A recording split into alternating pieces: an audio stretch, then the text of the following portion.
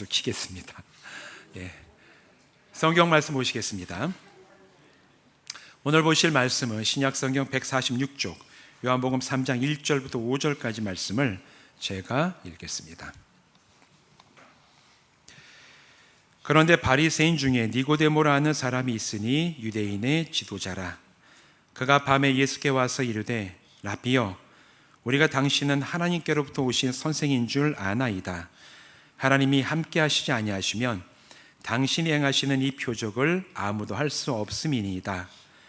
예수께서 대답하여 이르시되 진실로 진실로 내게 이르노니 사람이 거듭나지 아니하면 하나님의 나라를 볼 수 없느니라. 니고데모가 이르되 사람이 늙으면 어떻게 날 수 있사옵나이까? 두 번째 모태에 들어갔다가 날 수 있사옵나이까? 예수께서 대답하시되 진실로 진실로 내게 이르노니 사람이 물과 성령으로 나지 아니하면 하나님의 나라에 들어갈 수 없느니라. 아멘. 우리 기도하고 말씀 나누겠습니다. 하나님, 오늘 우리가 함께 모여서 주님 앞에 예배하게 하심을 감사를 드립니다. 이제 말씀을 나누니 성령님 이곳에 임하시고 우리 심령 가장 깊은 곳에 임하여 주시옵소서. 그리하여 진리의 빛을 비추셔서 우리가 함께 나누니 이 말씀 우리 영의 생명 되게 하시고 삶의 기준 되게 하시고 평생을 붙잡고 나갈 진리의 기초가 되게 하여 주시옵소서. 예수님의 이름으로 간절히 축복하며 기도하옵나이다. 아멘. 이 시간 이곳에서 또한 온라인으로 함께 예배하는 모든 분들 주님의 이름으로 축복합니다. 우리 계속해서 성경 말씀, 우리 말씀을 나눌 때 성령님과 동행하라 이 주제를 가지고 말씀을 나누는데 오늘도 이 주제에 맞춰서 계속해서 성령님에 대해서 한번 말씀을 통해 알아가는 시간 갖도록 하겠습니다. 성도들, 그리스도인들은 주일마다 이곳에 예배당에 모이고 또 오늘 우리 또한 이곳에 모여서 예배를 합니다. 우리가 이곳에 모여서 예배하는 이유가 있죠. 삼일체 하나님께서 성도들에게 구원을 베푸셨고 십자가 복음을 믿어 하나님의 자녀가 된 성도들이 오늘 우리가 받은 그 구원의 은혜를 기억하고 감사하고 찬양하기 위해서 매주마다 아침에 또 오전에 모여서 찬송하고 예배하는 그런 시간을 갖습니다. 근데 우리에게 베풀어 주신 이 구원은 삼일체 하나님께서 이루어 가심을 적어도 믿는 우리들은 다 알고 있지요. 삼일체 하나님께서 우리가 받은 이 모든 구원을 이루어 가십니다. 성경을 보면 성부 하나님께서 죄로 인해 죽을 인간들을 구원하실 것을 오래전부터 계획하고 계셨음을 알려주는 여러 군데의 말씀이 기록이 되어 있어요. 대표적으로 에베소서 2장 10절 말씀을 보면 이렇게 얘기를 합니다. 우리는 그가 만드신 바라 그리스도 예수 안에서 선한 일을 위하여 지으심을 받은 자니 이 일은 하나님이 전에 예비하사 우리로 그 가운데서 행하게 하려 하심이라. 우리를 구원하시는 그 모든 일을 하나님께서 언제 예비하셨냐? 전에 아주 오래전부터 예비하시고 우리에게 베풀어 주셔서 우리가 하나님의 새로운 자녀가 되는 은혜를 우리에게 베풀어 주셨다. 성부 하나님은 이처럼 인간을 구원하신 모든 계획을 오래전부터 계획을 세우신 분이십니다. 또 성자 예수님은 인류 구원을 위해 이 땅에 오셔서 직접 십자가에서 죽으시고 부활하심으로 성부 하나님께서 계획하신 구원 사역을 직접 성취하신 분이 예수님이세요. 그래서 히브리서 9장 11절과 12절은 이렇게 얘기를 합니다. 그리스도께서는 장래 좋은 일의 대제사장으로 오사 손으로 짓지 아니한 것 곧 이 창조에 속하지 아니한 더 크고 온전한 장막으로 말미암아 염소와 송아지의 피로 하지 아니하고 오직 자기의 피로 영원한 속죄를 이루사 단번에 성소에 들어가셨느니라. 예수님이 이 땅에 오셔서 피를 흘리셨는데 그 피는 모든 인간들이 죄로 인해서 하나님과 끊어져 버린 그 관계를 회복하시기 위해서 흘리신 피고 그 피를 한 번 흘리심으로 더 이상 짐승의 피로 드려지는 제사는 필요 없이 한 번에 모든 희생의 속죄를 완성하시고 지금 하나님 곁에 가셨다. 예수님이 친히 인간의 하나님과 회복할 수 있는 죄삼, 구원의 역사를 성취하셨다고 성경은 계속해서 오늘 우리들에게 증언을 하고 있어요. 마지막으로 성령님은 성자 예수님이 성취하신 구속의 사역을 성도 개개인에게 적용을 하시고 그리고 그 사람이 구원의 과정을 완성해서 하나님 앞에 갈 수 있도록 이끄시는 분이 성령님이십니다. 이처럼 우리가 얻은 이 구원, 우리가 받은 구원은 성부 하나님, 성자 예수님, 성령님이 하나가 되셔서 계획하시고 성취하시고 이루어가시는 은혜를 우리가 받아서 살아가고 있습니다. 그렇기 때문에 성도들은 구원받고 하나님의 자녀가 되어 하나님 나라에 들어가기까지 반드시 성령님의 은혜와 역사를 경험하고 그에 합당한 열매를 맺어야만 돼요. 하나님께서 계획하시고 예수님께서 성취하시고 성령님께서 성도들 각각의 인격과 영혼에 적용하여 주시는 그 구원의 역사를 경험하고 우리가 체험해야지만 우리는 구원에 이르고 우리가 이 믿음의 길을 온전하게 나갈 수가 있습니다. 그렇다면 성령님은 성도들의 구원을 위해서 어떤 일을 행하실까? 도대체 우리가 어떤 일을 개개인에게 베푸시고 그 일을 우리가 이루며 따라갈 수 있도록 인도하시는 것인가? 오늘 우리가 읽었던 예수님과 디모데의 이야기를 통해서 함께 여기에 대해서 살펴보려고 합니다. 니고데모가 예수님을 찾아간 이야기는 잘 알려진 내용이죠. 오늘의 본문 말씀을 보면 1절에서 이 성경은 니고데모를 유대인의 지도자라고 소개를 해요. 1절 말씀 이렇게 얘기를 하죠. 그런데 바리새인 중에 니고데모라 하는 사람이 있으니 유대인의 지도자라. 짧은 한 구절이죠. 유대인의 지도자라.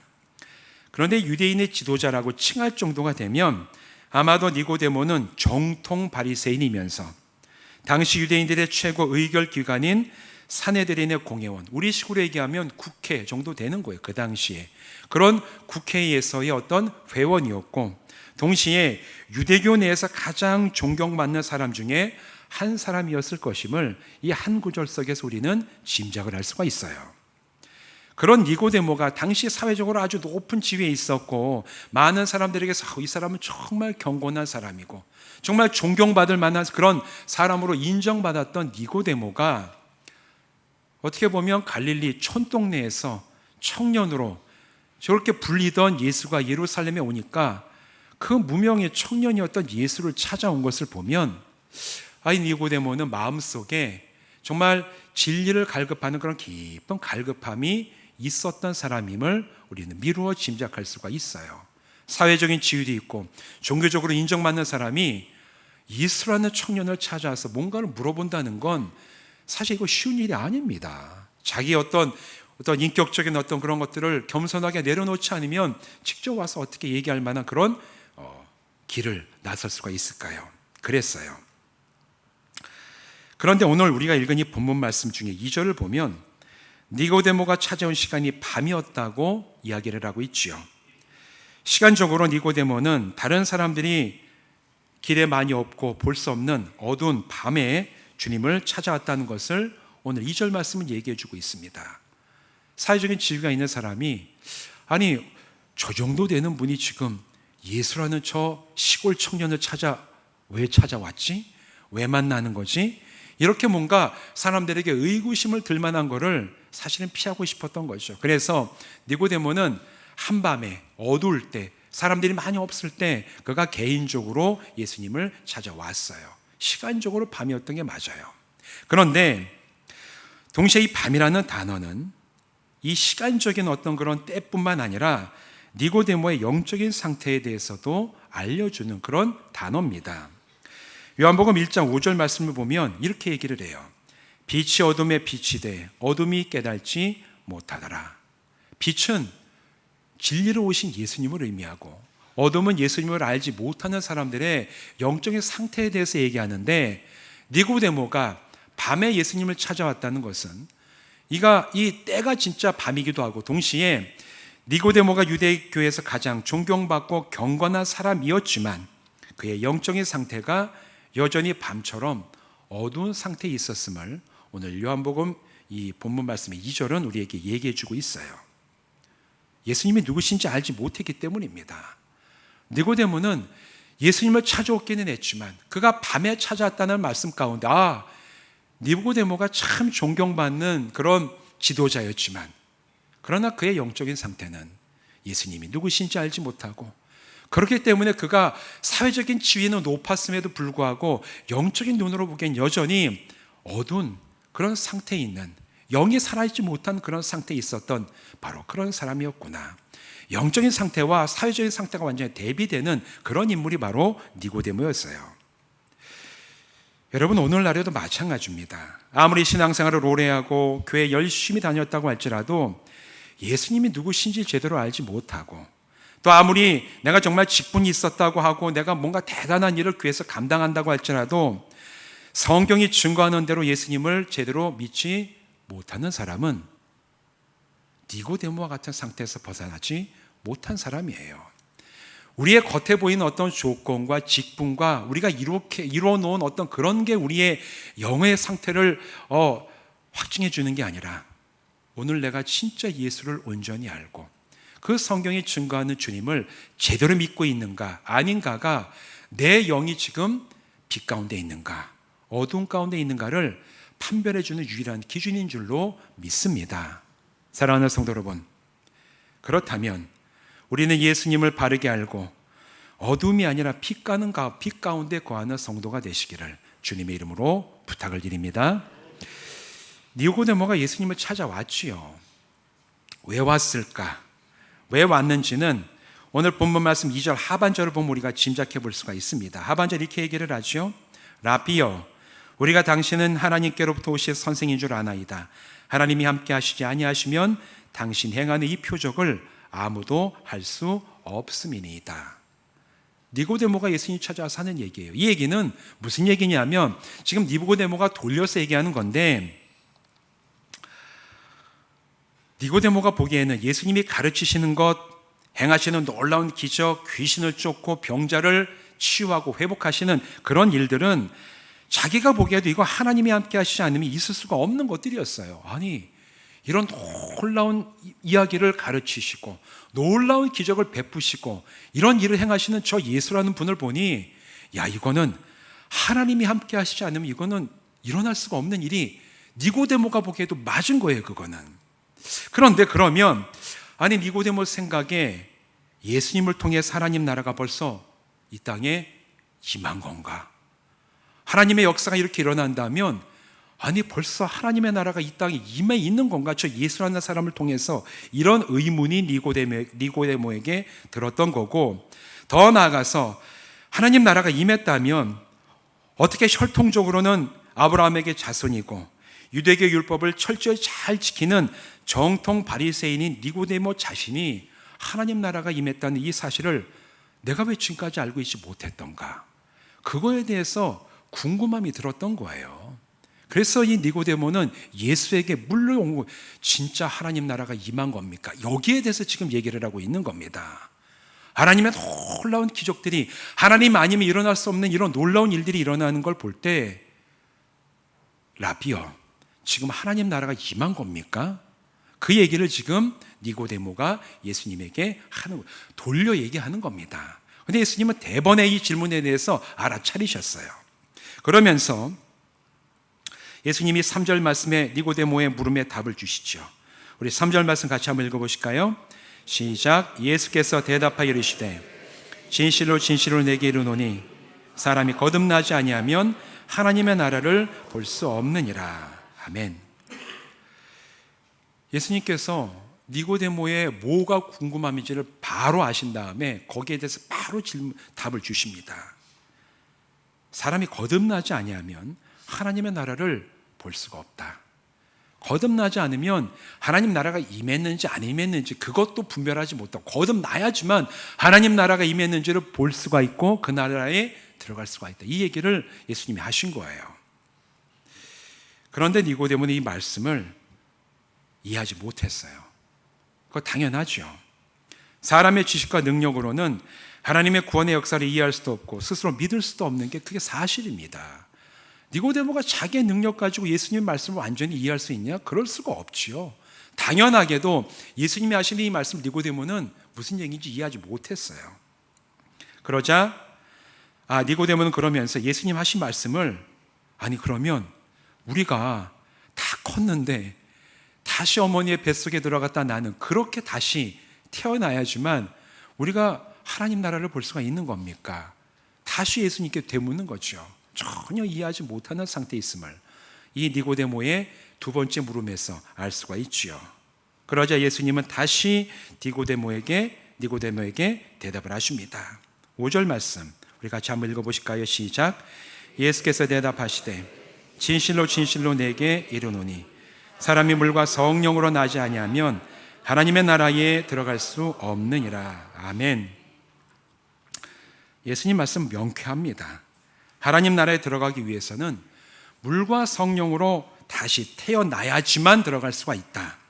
이 말씀을 다르게 얘기하면 아무리 다른 조건을 잘 갖췄다 하더라도 물과 성령으로 거듭나지 아니하면 그 사람은 하나님 나라에 들어가지 못한다라는 얘기예요.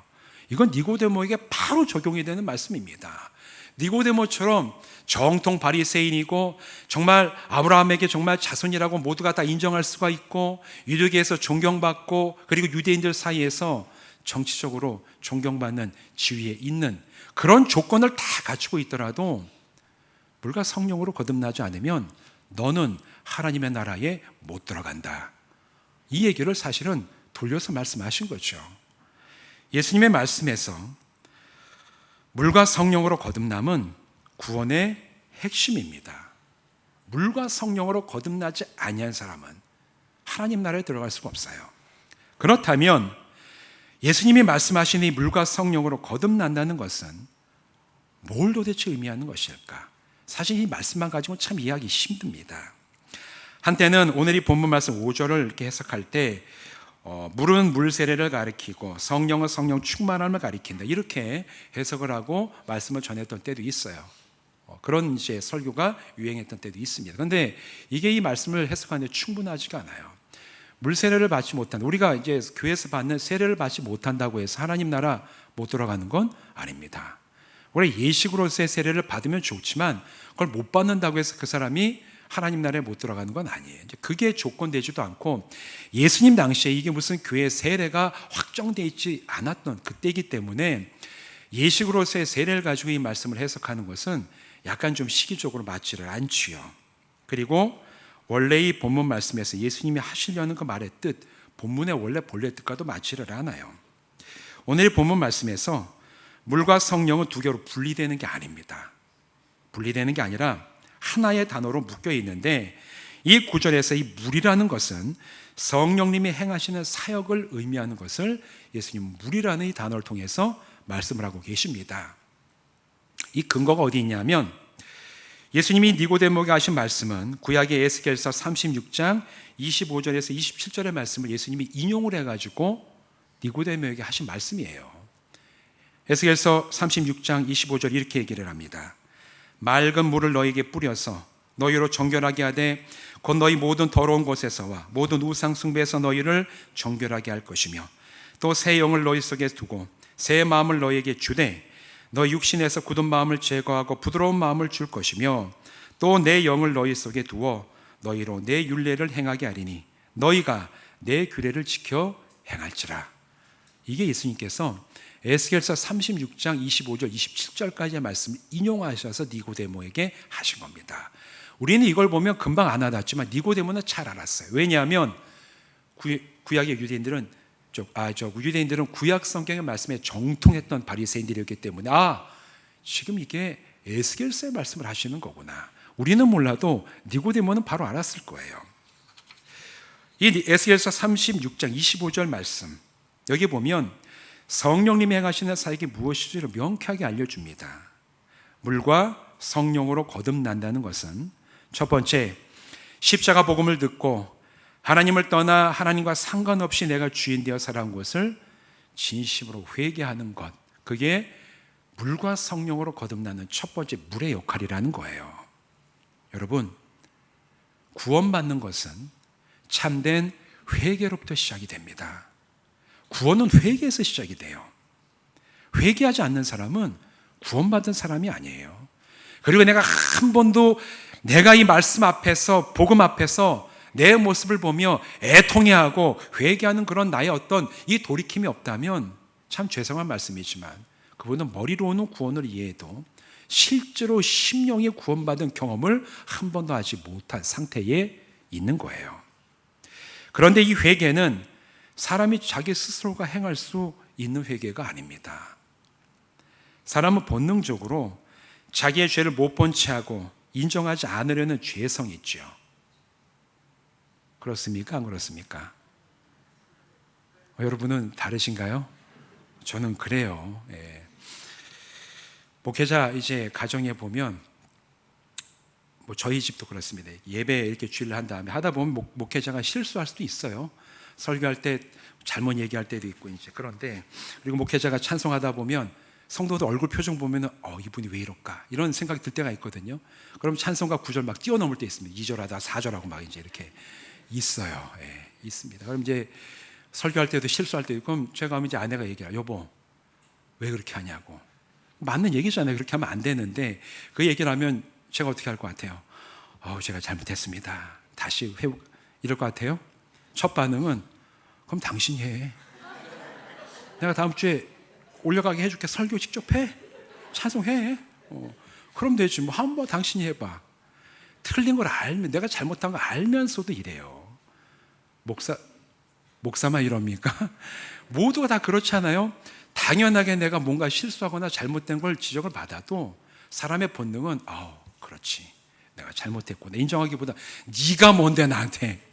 이렇게 얘기하는 게 이게 사실은 죄성이 있는 인간들의 기본적인 반응의 가장 첫 번째 태도 아닙니까? 목회자도 그래요. 성도들도 그렇습니다. 아니 모든 인간이 다 그래요. 우리에게 죄성이 있어서 그래요. 그렇기 때문에 사람이 하나님 앞에서 스스로 자기 죄를 깊이 인정하고 자기가 그걸 알아서 애통해하는 것은 사실은 불가능한 일입니다. 불가능해요. 자기가 진짜 구원에 이르는 참된 회개를 자기의 힘으로 이루는 것은 이건 자기가 할 수 있는 일이 아니에요. 그래서 내 안에서 아니면 다른 사람 보기에 예수 십자가 복음을 듣고 그 사람이 깊이 참여하는 그런 변화가 이 회개 역사가 내 안에 있든가 다른 사람에게 있는 것이 보인다면 여러분 그것은 성령님께서 그 사람 안에 계시다는 증거예요. 성령님이 그 사람을 새롭게 하신다는 부인할 수 없는 증거입니다. 왜냐하면 사람은 자기 스스로 정말 구원에 이르는 회개를 자기의 힘으로 할 수 없기 때문에 그래요.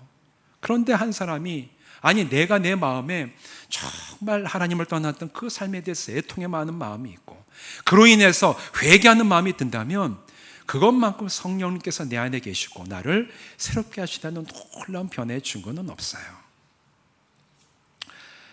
성령께서 한 사람을 회개하게 하실 때 그 사람에게서 구원이 시작되는 줄로 믿습니다. 반대로 진실한 회개가 없다면 그 사람은 말씀드린 대로 성령님의 역사하심을 체험하지 못한 것이고 안타깝게도 아직까지 구원받지 못한 사람이 거기에 머물러 있는 거예요.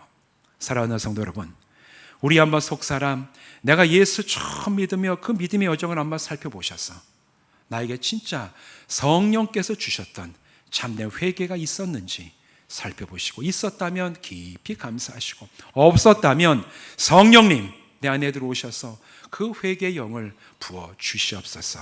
기도하며 주님께 나가는 성도들 되시기를 주님의 이름으로 부탁을 드립니다. 이게 첫 번째 물과 성령으로 거듭난다는 첫 번째 의미라면 두 번째도 있어요. 성령님은 은혜로 회개할 때 그 사람을 죄사함받아 하나님의 자녀로 만드십니다. 그러면 성령께서는 또 다른 일을 그 사람에게 베푸십니다. 앞서 인용한 에스겔서 36장 26절과 27절에 여기에 대해서 쭉 이야기가 나오는데 간략하게 말한다면 심령이 새롭게 되고 하나님의 말씀을 지키며 살아가는 삶의 변화가 있게 돼요. 회개하고 난 다음에는 그냥 회개 끝이 아니라 성령께서는 그 사람의 마음을 새롭게 하십니다. 속사람을 새롭게 하세요. 마음을 새롭게 하시고 생각을 새롭게 하시고 그 영을 새롭게 하시고 그렇기 때문에 속사람이 새로워지면 그 사람의 겉으로 드러나는 삶의 방향이 바뀝니다. 삶의 방향이 바뀌면 그 사람이 맺어가는 삶의 열매가 달라져요. 이게 성령께서 물과 성령으로 거듭난다는 두 번째 의미예요. 에스겔서는 바로 그 얘기를 하고 있어요.